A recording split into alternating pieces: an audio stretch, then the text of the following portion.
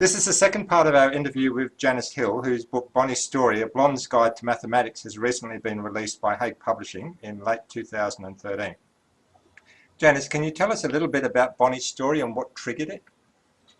Well, Bonnie's Story is basically kind of a guy meets girl, or a girl meets guy, really, with a twist. It's about a normal, everyday kind of a girl who discovers that there really is more to life. Through and from what most people can actually see. And it's got teleportation, it's got chocolate, it's got bad guys, it's got everything you really need to have an enjoyable time. And it really came about from me being bored on a bus, looking at street signs and going, what if I could teleport myself using that street sign to that place? And I was living in Brisbane at the time, and I was really homesick for Adelaide.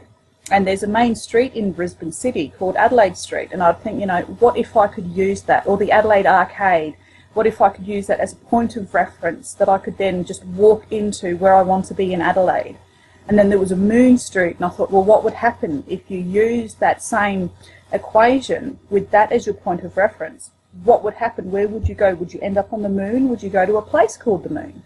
And it really just, you know, grew from that. And then I had to really put all the pieces together to make it happen. Like Bonnie never existed, Rogan never existed, none of them actually were there. It was all down to the maths and the teleportation with that point of reference. And would a street sign work, or would a picture work? And, you know, just going from there. And then I had to basically build all these characters around it just to get that idea across of the teleportation. So it's all about that. Now, with Bonnie, did she spring fully fashioned off the page, or did you have to work with her to develop her? She pretty much, I started writing the very first page, and the personality came out there and then.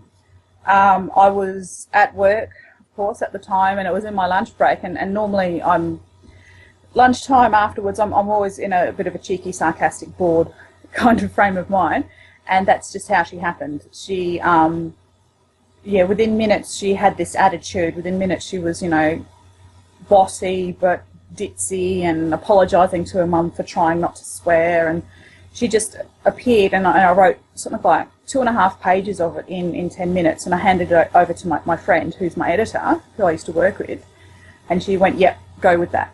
So that's just how it happened, because she was aware of my idea of the equations, and she thought it was a very good way to sort of like bring it all together. Now let's talk about Rogan for the moment, Bonnie's boyfriend. Where did the idea for him come from? Basically, when she met him, I knew I had to do something about him, and I was halfway through it before a lot of the things that we know about Rogan by reading it actually came to light.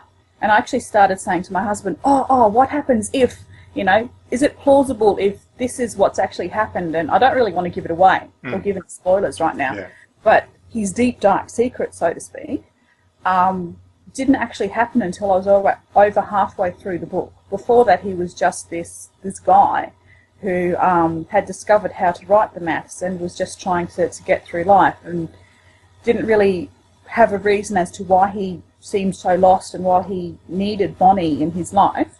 And then I said, oh, well, what if this would work? And then it all clicked, and that seemed to really finish off the book and bring it together for me. Yeah, I think it did as well. Now, why do you think the rest of the gang need Bonnie in their lives? They are very strongly based on my brother and his friends, because they were engineering students, they were chemistry students, they were, you know, back in the science again as I was growing up. And we used to do role-play gaming on Friday nights. And they really, you know, they couldn't get themselves organised to save themselves. And that's really, that side of Bonnie came from that. I mean, I don't want my brother to hear this now. He's going to go, that's not true. But, yeah, it really came about from knowing a kind of guys like that. They're not going to clean up. They are going to eat cold pizza and flat soda the next day.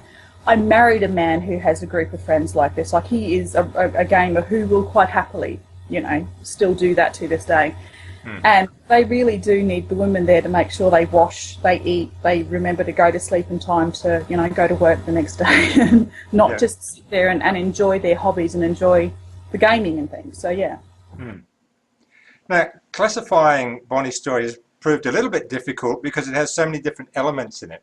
In terms of genre, how do you describe it nowadays to other people?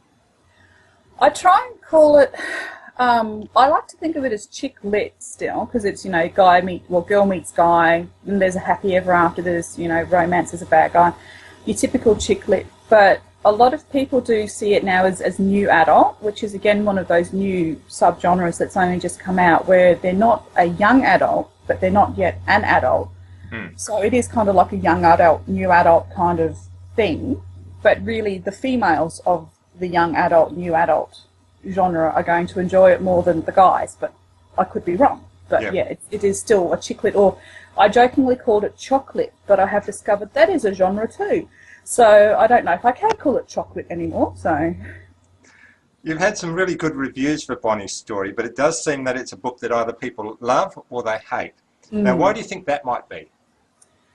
I think you have to have some kind of link to it, like maybe because a lot of the reviews we've had, they are from people who have had similar backgrounds in science, or, you know, they're married to a physicist or something like that. And maybe the people who aren't getting it just can't relate to it because they don't have that kind of nerdy boy background. They don't have the nerdy boys in their lives to relate to it with. I'm not really too sure, but that's, you know, just the feeling I get. Or maybe they're just not into, if they're after a specific type of science fiction fantasy, which is its original subgenre, and they look at it and go, well, that's nothing like it. That's, you know, that's a chick lit book, and maybe that's why they haven't liked it. But I really do think they need to have come from a similar kind of background to be able to relate to it and get that humour from it. You've recently started blogging as Bonnie on the book's Facebook page. How easy has it proved to channel her? It can be quite hard, especially now that I have Stephanie in my life as well, which we'll touch on from Isis Vampires and Ghosts. But because they're both first-person personalities, they're both sarcastic, they're both really me, trying to remember who's who, I don't want to now make Bonnie too ditzy and dumb just because she's the blonde. But yeah, I do have to sit and think like Bonnie for a good 5 minutes or so before I can write like her, and that does mean I tend to get a bit sarcastic, but, you know, that's hard to tell with me. But yeah, so I really do have to get into the Bonnie zone before I can then just start writing like her again. Do you think there's going to be a sequel? I kind of do. I do have a couple of extra things that I do want to do in Bonnie's world, so I think there probably will be at least one more book, because it has some questions unanswered. There are some bits and pieces that I've since come up with and I've gone, oh, that would be brilliant in her world. So yeah, possibly at least one more. So yeah.